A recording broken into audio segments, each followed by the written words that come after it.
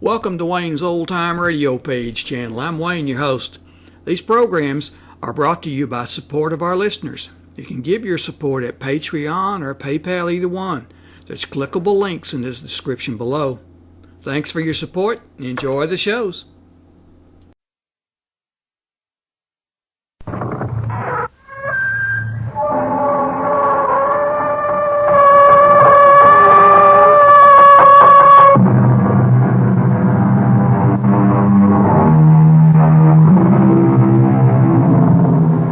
Come in. Welcome. I'm E.G Marshall. Welcome to the sound of suspense. Welcome to the fear you can hear. But mostly to the world of terrifying imagination. In the next 52 minutes, you'll hear a story about a girl with a most unusual talent. A talent for finding lost dolls or dead bodies. You may not be glad you met Iris Lloyd, but we don't think you'll forget her. Aunt Faith! Aunt Faith! I'm here! Come and find me! Where are you? Oh, my poor darling! Where are you? Help me! It's so dark, and I'm afraid.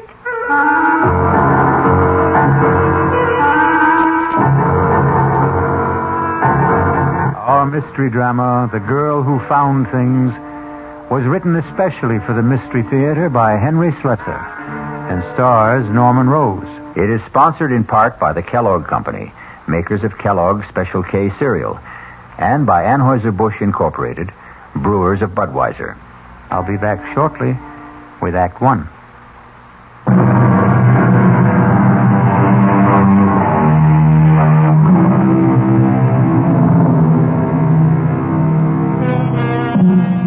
And now, Act One of The Girl Who Found Things. It begins serenely enough in the pleasant little town of Medvale, but with a woman who is preparing to leave it just as soon as her taxi arrives. Come in, Lucas. The door's open. Oh, for heaven's sakes, that man's dead. Oh, evening, Miss Wheeler. I hope I'm not too early. No, I'm all packed. You can take that trunk in the hallway first. Then I've got a few small suitcases, but they can go on the back seat with me. Yes, ma'am. That all you're taking to Europe? I sent the rest ahead to the ship. Well, go on, Lucas. Start loading that taxi. Yes, ma'am. Yeah, I was just wondering if there was something you wanted me to do in the house for closing it up, you know. It's all been done, Lucas. You sure you turned off the gas, electricity? How about the fireplace? I see you had a fire this morning. Are you sure it's good and cold? Oh, I suppose you could check it again just in case. Better safe than sorry, they say. Seems to me you've got a couple of embers burning there. Maybe I could put them out with a shovel. Please hurry, Lucas. Yes, ma'am. I'm going about this as fast as I can. You see, this isn't easy for me. What isn't? Lucas, for heaven's sakes, put the shovel back. You're tracking ashes all over the floor. Please, turn around, Miss Wheeler. Don't look at me. Lucas, are you crazy? I can't do this if you're looking at me. Lucas, put that down! I'm sorry, Miss Wheeler.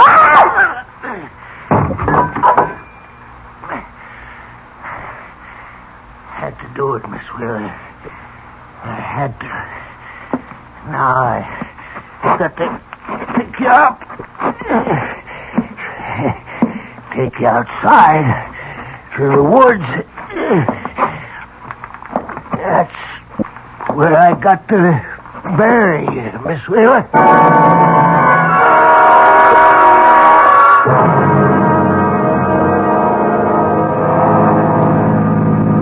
How much farther, David? We've been driving for hours. Almost there, darling. Just relax.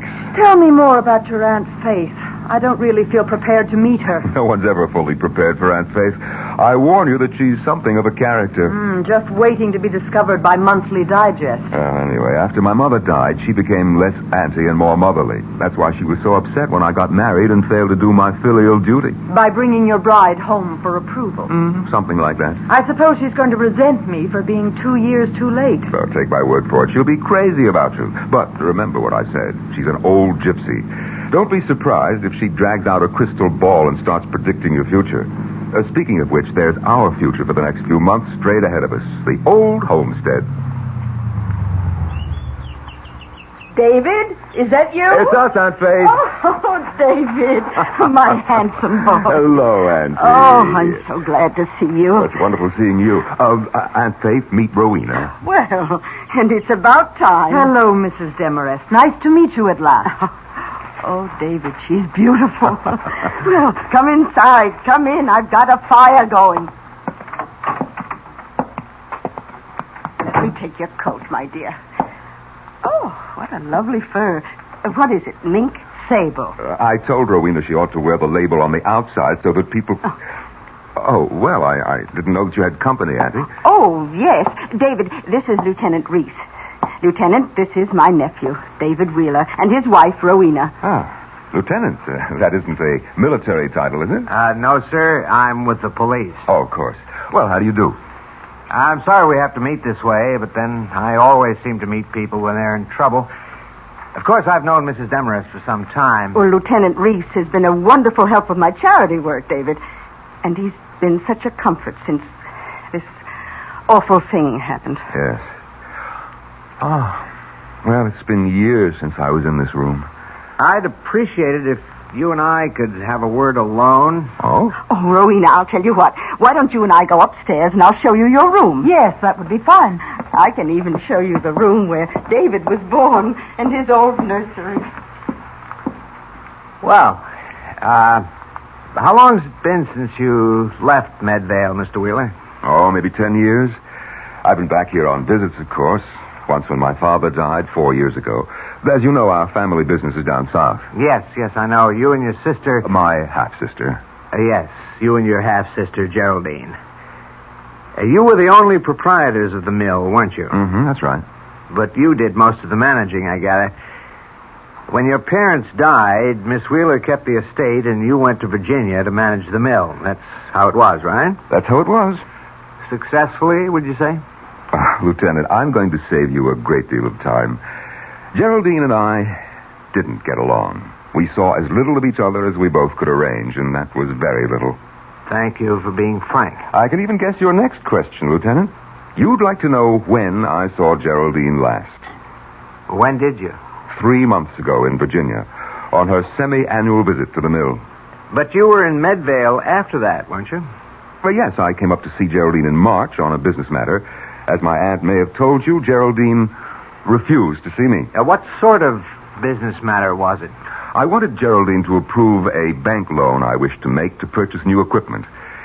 She was against it, wouldn't even discuss it. So I went home. And you never saw her again? Never. And in case you're wondering, Lieutenant, I have no idea where she is. No idea at all.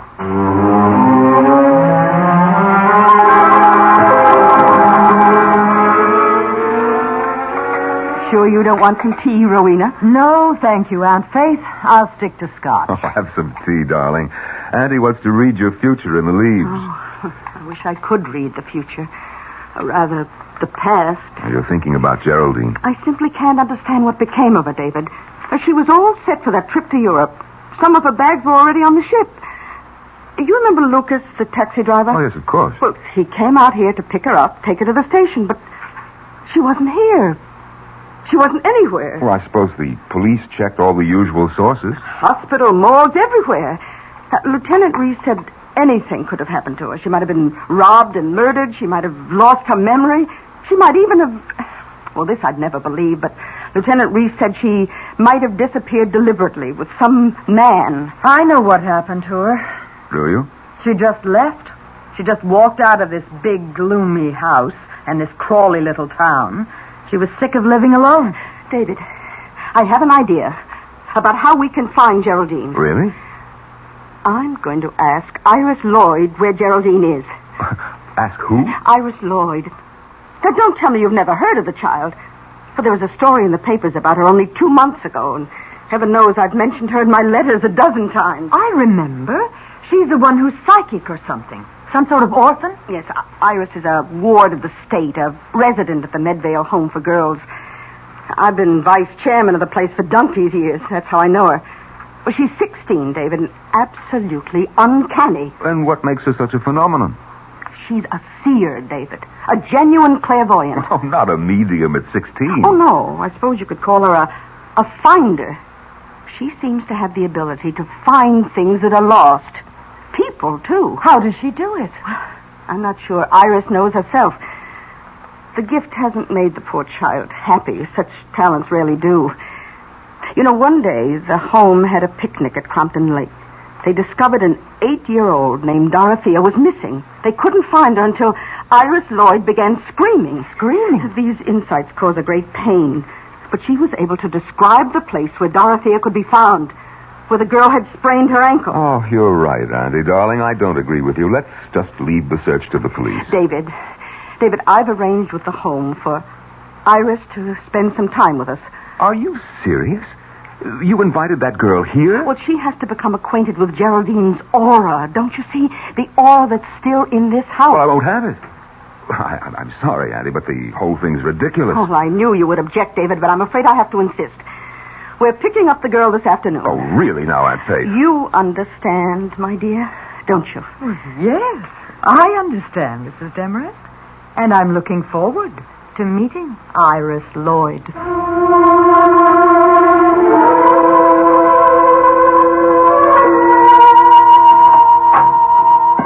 Please come in, Mrs. Demarest. I suppose this is the nephew you told me about. Yes, sister. This is Mr. David Wheeler. David, this is Sister Clotilde, who runs the home. How do you do, sister? How do you do? In case your aunt hasn't told you, Mr. Wheeler, I'm not at all in favor of this move.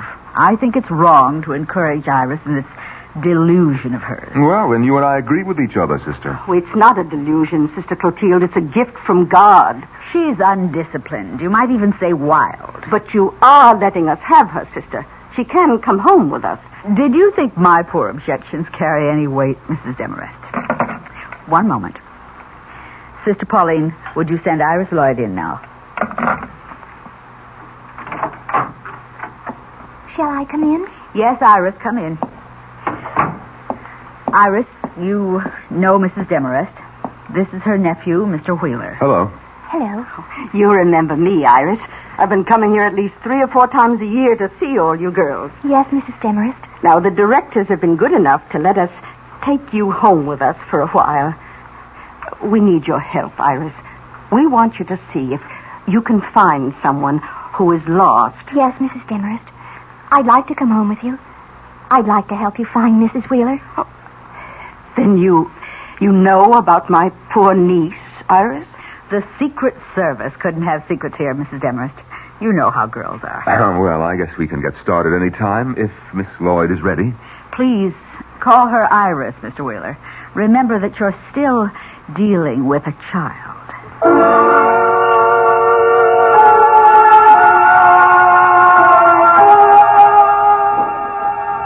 Iris, I hope you'll enjoy staying with us. I have a lovely room for you. I'm sure you'll like it.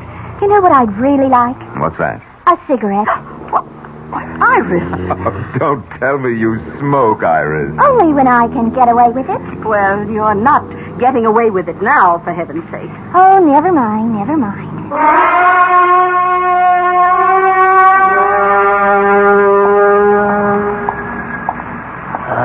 Hello there, Mr. Wheeler. Oh, Lucas. Well, how are you? How's the taxi business, Hey, could I talk to you a minute, Mr. Wheeler? No, Lucas, I'm sorry. I've got to get these groceries home. We have company for dinner tonight. She's at your place, ain't she? That girl. What girl? That Iris Lloyd. The girl who finds things. I'm afraid of her, Mr. Wheeler. I'm afraid she'll find out what we did. Shut up. Don't you ever say anything like that to me again. I'm scared, Mr. Wheeler. I'm telling you, that girl is peculiar. She knows what you're thinking, they say. She knows where you can find anything, even dead bodies. Get away from me, Lucas. I told you to keep away from me when I came here. Now, get away from my car before I run you down. But I'm scared. I'm scared of that little girl.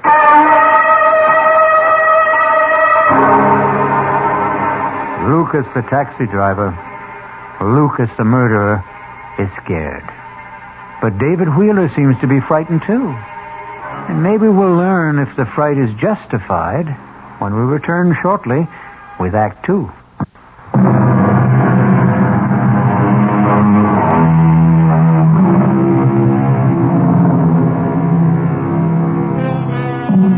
Now let's go back to the little town of Medvale for the second act of The Girl Who Found Things. David Wheeler has just returned from his shopping trip, but he finds things are different in the big house at the end of the road. What happened here, Rowena? This room looks like a cyclone hit it. It was Hurricane Iris. What are you talking about? Aunt Faith caught her sweet little orphan Annie in here smoking one of my cigarettes. I didn't hear the whole argument, but I'll tell you one thing. That girl has the vocabulary of a longshoreman.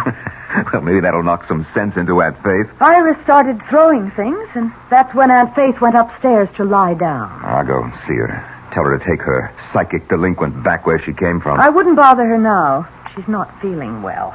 Well, I'll see the little monster then. Where is she? Next door to us, in Geraldine's room. Iris? Iris, it's Mr. Wheeler. May I come in? Hello, handsome. Auntie says you went shopping. What have you been up to, Iris? Now, my aunt isn't a well woman, and we won't put up with any bad behavior. Now, what happened downstairs? Nothing. I found a button ashtray and took a couple of drags. You'd think I was committing a mortal sin the way she yelled at me. I heard you did some fancy yelling yourself. Is that what the sisters taught you at the home? They didn't teach me anything worthwhile. Well, maybe you need more instruction.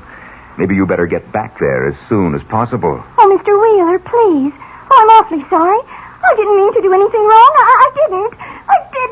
Oh, please don't send me back. No, wait. Oh, please. Now, wait a minute now. Oh, please don't do it. Oh, don't.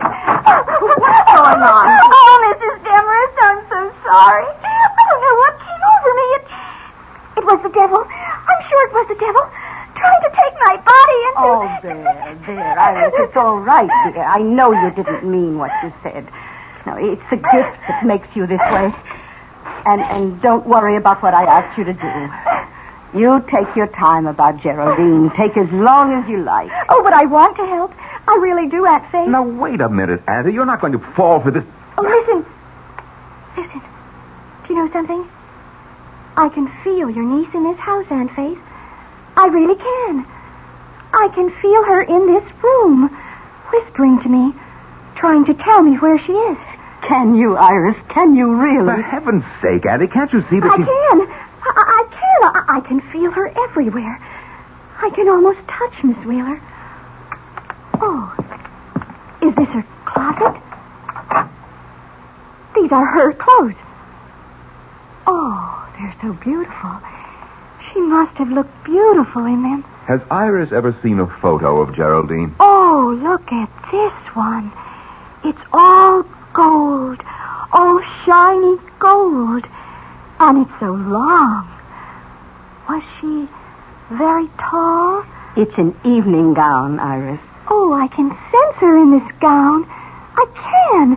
I just know I'm going to be able to find her for you, Aunt Faith. I know it. Yes. Yes, I believe that too, my child.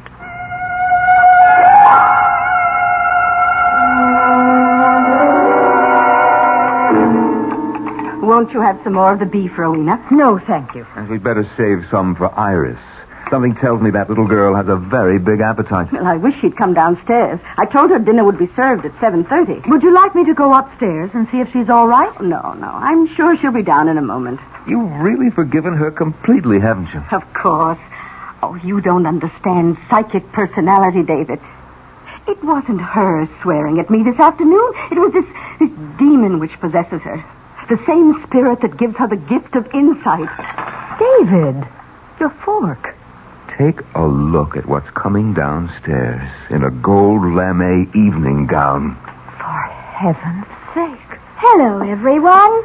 Iris, whatever are you wearing? You go upstairs and get that dress off. You have no right to wear my sister's clothes. Take it off. Why should I? You heard me. Get that dress back in the closet. I won't. Aunt Faith. No, I won't take it off. You know what I told you? I have to wear your niece's clothes so I can feel her aura. You're going to feel my foot in about 5 seconds if you don't go upstairs. Now everybody in this house hates me. Iris, don't. No, please don't cry.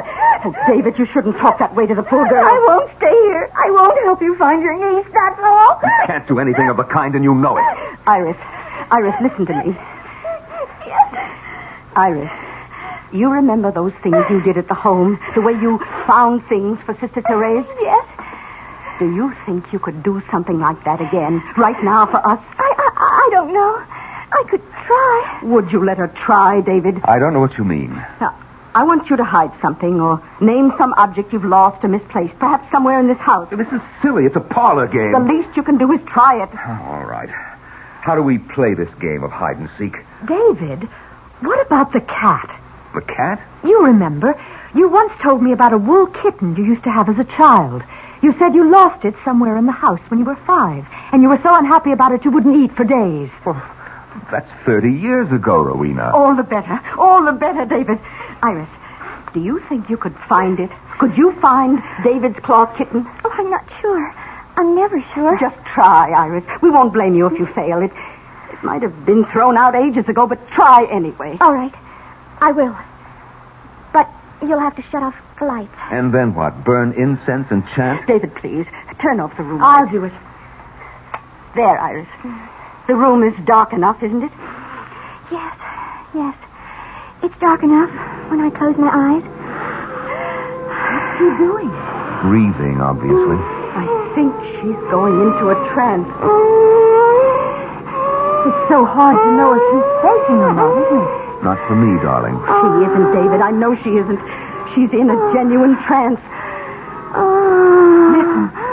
Hot. Oh, it's so hot.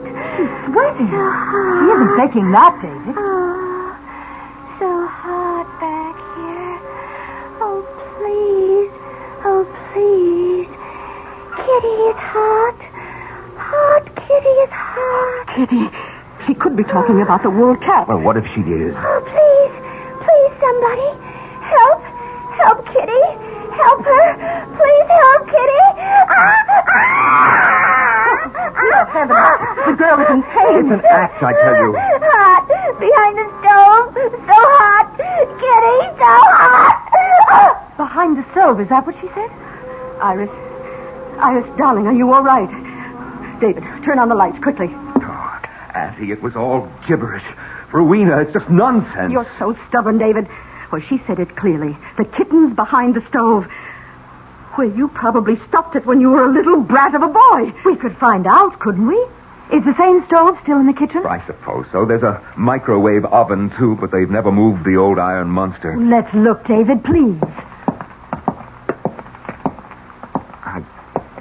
I can't feel anything behind here. Well, try the other side, David. Oh, this is ridiculous. Well, look, my hands are getting filthy. Here, use this ladle. But it's no use, Rowena. It simply can't... It can't... David, what is it? Did you touch something? Huh? Oh, yes. Something. I don't know what. Well, can you get it out? Well, yes, I think so. Oh, good Lord. David! It's a cat. A wool cat. Yes. It's so filthy and old, but it's still a cat, isn't it? Is it the one you lost? Is it? Yes, it's the one. David, you look so strange. You look frightened.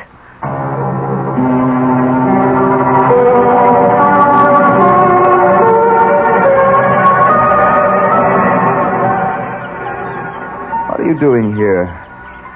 Iris, having a picnic all by yourself? I I just thought I'd lie on the grass for a while. What are you doing with the daisy? Loves me? Loves me not? Want to finish it off for me, Uncle David? Cut out the Uncle David stuff. I'll finish it for you then. She loves me. She loves me not. She loves me. She loves me not. Too bad, Uncle David. She just doesn't love you. Who? Your wife, of course. Who else? Bye now. Iris, wait. Yes? Look, I want to talk to you a minute. Really? Iris, what's the story with you? You've been here over a week and you haven't done anything about... Well, you know what? This is just a great big picnic for you, isn't it? What if it is? You think I want to go back to the creepy home?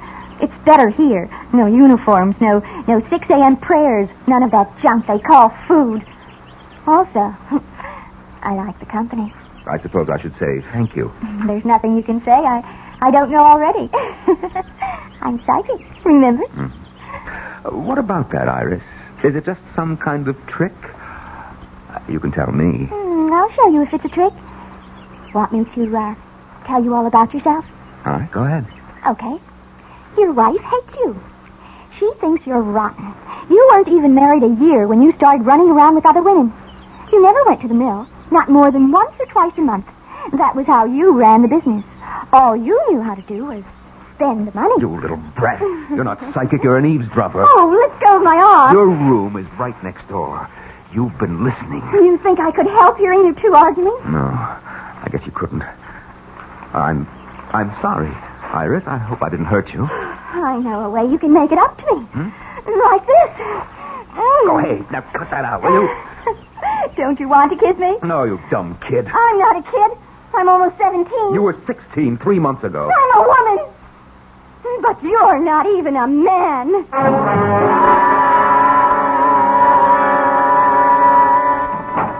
David? Yes, Auntie, it's me. Oh, did you call for a taxi? A taxi?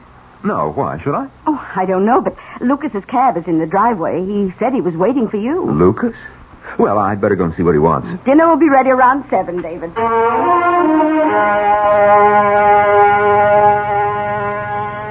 All right, Lucas.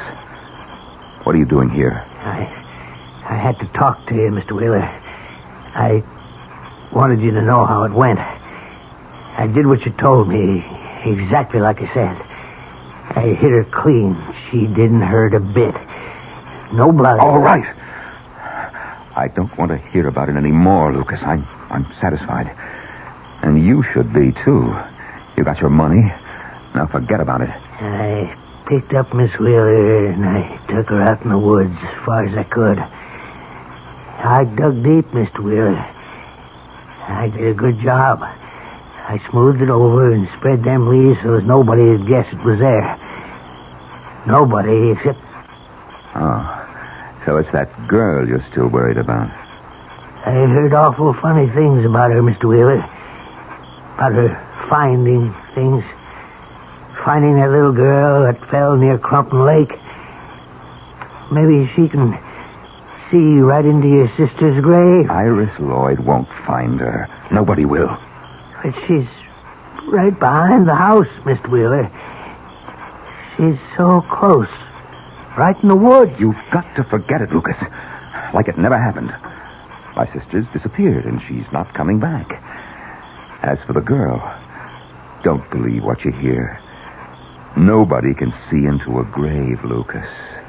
Nobody.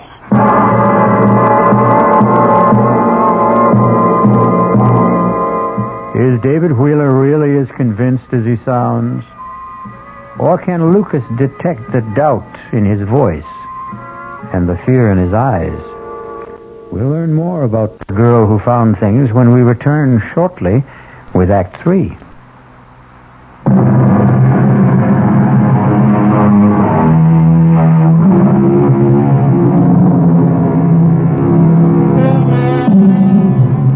Now let's return to the Wheeler house in the town of Medvale. A house filled with people waiting for a psychic revelation from the girl who found things. But that revelation appears to be very slow in coming. That girl has been here for how long? 2 weeks? It seems like 2 months. And she hasn't done a thing but enjoy herself. David, what's the point of our staying on? You said you had some affairs to settle. You don't seem to be conducting any business at all. Well, I haven't been in the mood for business. That's nothing very new, is it? How long are you going to keep that light on? I'd like to get some sleep. If you think Iris Lloyd is indulging herself, what about you? Shh, be quiet. I told you that she can hear every nasty little quarrel in this room. That's why I asked for a truce. Well, she doesn't have to eavesdrop, does she? Can't she read minds? Well, she's not the only clairvoyant around here. I can read her mind, too. Well, she's a child, for heaven's sake. She's in love with you. Of course, there's a minor obstruction in her plans, a small matter of your wife. But then I've never been much of a hindrance to your romances, have I? I thought you agreed to that truce. You are a pacifist, David. That's part of your charm. That's why you came up here in March, wasn't it? To make peace with Geraldine. I came here on business. You came to keep Geraldine from sending you to prison. That was the business. You know nothing about it. I have eyes, David. I know you were taking money from the mill. Too much money. Geraldine knew it, too. How much time did she give you to make up the loss? All right. If you won't let me get some sleep here, I'll sleep in the library. David! David, is that you? Yes, Aunt Faith. What are you doing up? Oh, I heard a noise. Oh, well, it was me, probably. I was just going down to the library to find a book to read. No, it wasn't you. David, look. What? Oh, it's Iris. Yes, in her nightgown. What's she doing in the front hall, dressed like that? David, she's sleepwalking. What? Look at her eyes. David, we have to follow her. No, let her alone, Annie. You're not supposed to disturb a sleepwalker, are you? I've got to follow her. All right, I'll come with you. David, she's talking to herself. Can you hear her? What did I forget? What did I forget? Did you hear that? Did you hear what she said? Yes, but I don't understand it. Why doesn't the taxi get here? Why doesn't it get here? Taxi. She said something about a taxi, David. Yes, I heard her. Oh, we have to be going to the station. I'm so nervous. I'm always so nervous when I go on a trip. Please get my luggage. My luggage. Oh, dear God, David. She's in a trance. She's talking the way... Oh, what did I forget? Gas, electricity, telephone. The fireplace. Is the fireplace cold? Oh, no! Not the fireplace! Not the fireplace! Oh, what does she mean? I don't know, but... Auntie, I think this is wrong. I think we should get her back to bed. No. Don't touch her, David. Don't. Look. She's heading for the back of the house. Come on. Yes, we've got to follow her. I think she means to go outside. We can't let her do that. Maybe it's important. Maybe it's something to do with Geraldine. Oh, don't be insane. She's just sleepwalking, that's all it is. Iris, wake up. David, don't. You mustn't. You want that girl to catch pneumonia? Iris. No! Iris. Don't! Please! Iris. Put it down. Iris, Don't. wake up. Don't! Oh, David, what have you done? You're not supposed to wake a sleepwalker. Everybody knows that. Let me go! Stop it. Oh, somebody! Stop it. Help me! Iris, Help me. Iris, it's only me, Iris. He's trying to kill me! He wants to kill me! Oh, no, darling. It's all right. It's only us. Wake up, I said, wake up. Oh, you poor child. You poor baby. Oh, David, that was a cruel thing to do. Oh, and Faye. Yes. Iris, I'm here. Oh, are you all right? Oh, yes. Yes, I'm all right now. Oh, I was so frightened for you, dear. Yes, but I'm all right. I think that I'm ready. Ready? What do you mean, dear? I think I can do it now. I think I might be able to tell you. You mean where Geraldine is? Yes, I think I can. Oh, David, we've got to call Lieutenant Reese. Reese, at this hour? I told him I would call him whenever Iris thought she knew something. I promised him I'd call. But it's almost midnight, Auntie. He'll come. I know he will. I'll telephone him myself. You take Iris to her room. Oh, yes, all right. Come on, Iris. Yes, Uncle David.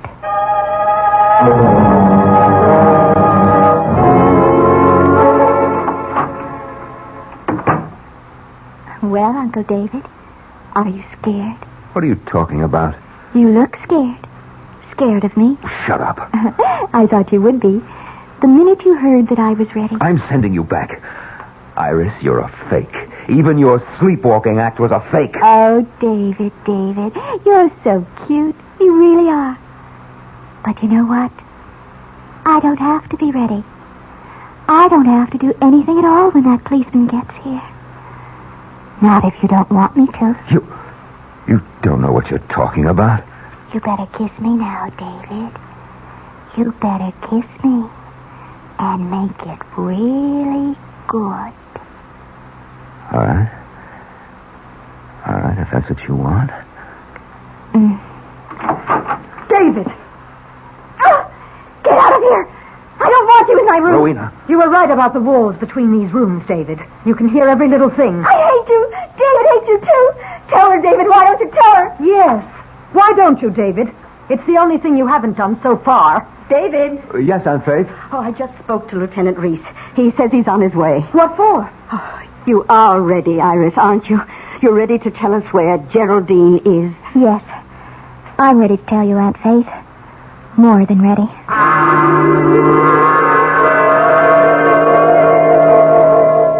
Are you sure she's all right, Mrs. Demarest? She looks awfully pale to me.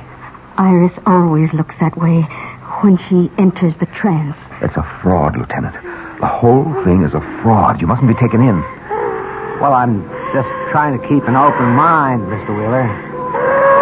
Oh, it's startling. I think she's going to say something. Oh, Now, no. Iris, look, you've got to stop this. That girl is working herself into some kind of fit. It's all her own doing, isn't it? Well, maybe Mr. Wheeler's right. The girl might do herself some harm. No, you must wait. Listen. Aunt Faith. Aunt Faith, I'm here. I'm here, Aunt Faith.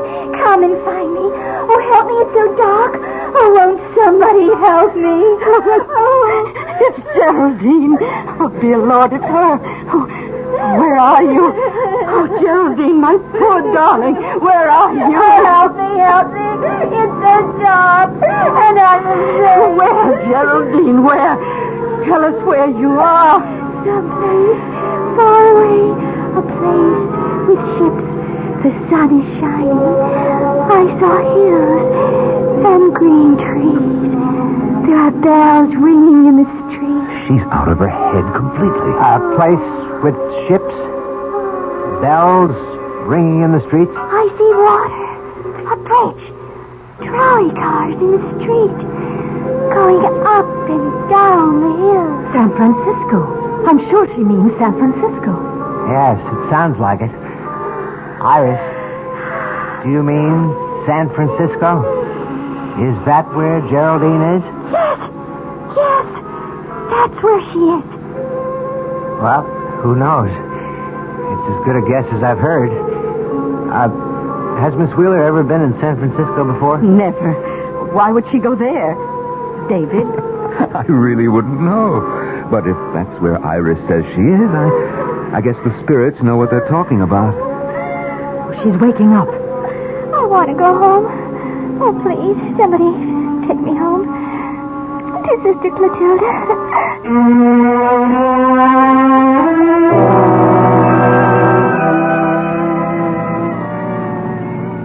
Well, your idea was a huge success, Auntie. But I can't say that I'm not glad to see little Iris back where she belongs. Yes, a poor child. It's the only home she knows.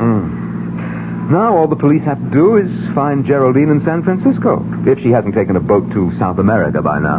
I just don't understand it. It's not like Geraldine to run away without a word. Well, here we are, home again. Aren't you coming in, David? Oh, not just yet. I thought I'd go into town and pick up some champagne. I thought we'd celebrate a bit tonight.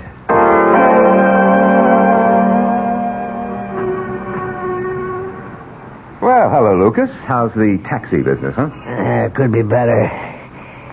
You, got any news for me, Mr. Wheeler? Oh, yes, Lucas. I've got good news. It's all over. Iris Lloyd is back at the Medvale School for Girls. Then she didn't know. She couldn't find out where the that woman was. She didn't know, Lucas, just as I promised. I did the right thing. I know it was the right thing, Mr. Wheeler, but I didn't want to tell you. Right thing? What do you mean? Well, I figured that girl could tell if the body was buried right outside the house, but she'd never find it if it was someplace else, someplace far away. Lucas, what are you talking about? I went out into the woods last week and dug up that woman's body. I put it in that trunk of hers, Mr. Wheeler, and I sent it by train as far away as I could. Too far away for that girl. Yes, sir. Excuse me, Mr. Wheeler. What? Lieutenant Reese. I wonder if we could have a talk, Mr. Wheeler? About what? We've received a telegram from the West Coast. The police out there didn't have any luck tracing your sister, but they did have a report on a steamer trunk. A trunk? It was in unclaimed baggage at the Southern Pacific Depot. It was shipped from Medvale only last week, and, well, it had Miss Wheeler's initials on it. No, it had more than that. So, can we go somewhere and talk about San Francisco?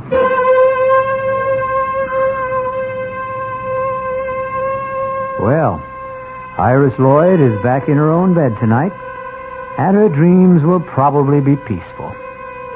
But David Wheeler is in for a nightmare that may last him for the rest of his life. I'll be back shortly.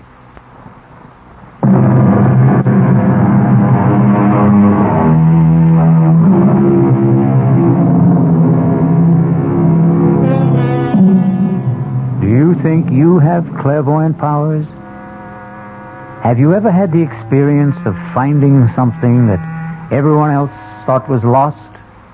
Actually, you've done exactly that. You found the magical world of radio drama.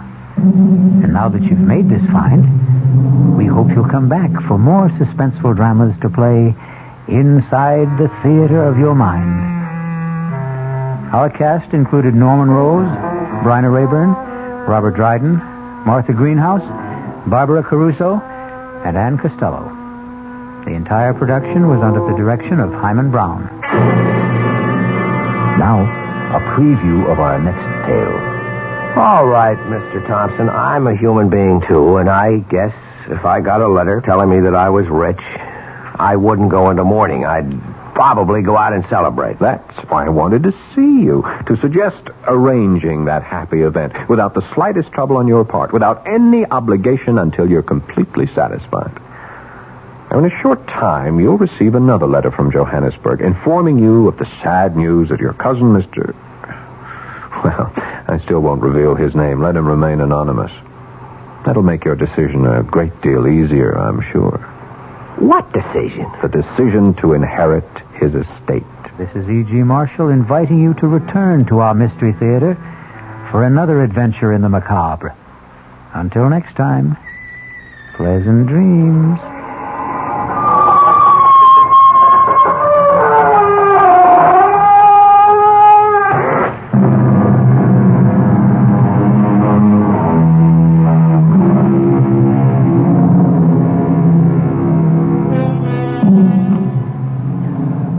WOR Mystery Theater was brought to you by ShopRite Supermarkets, where you get a lot more for a little less, and by Suburban Savings, with offices throughout North Jersey.